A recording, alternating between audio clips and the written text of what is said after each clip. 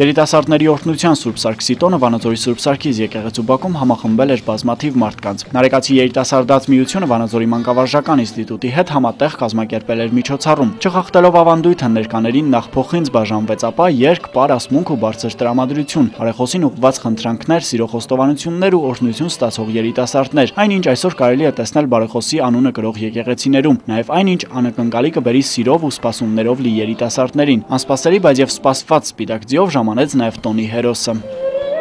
Զարմանալի լույս տեսա։ Լույսը շանքին գնում էր։ Ոտքն ընկա հարցրեցի. Ո՞վ ես դու։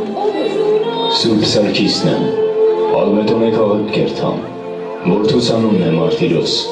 բուրվարս լուսեղեն, գավազանս ոսկեղեն,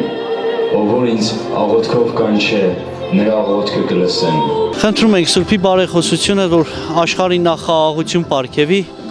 եւ մեր երիտասարդների բոլոր իղձերն ու նպատակները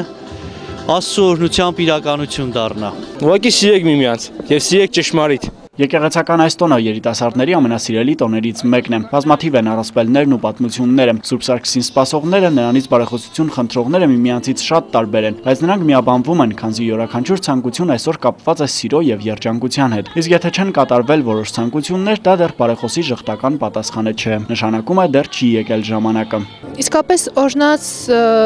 ինձ գտնում եմ, համարում եմ ու զգում եմ դրա արժեքը իմ համար, քանի որ եւ պաշտպանված եմ լինում հետագա խնդիրներից, ինչը շատ է լինում կյանքում,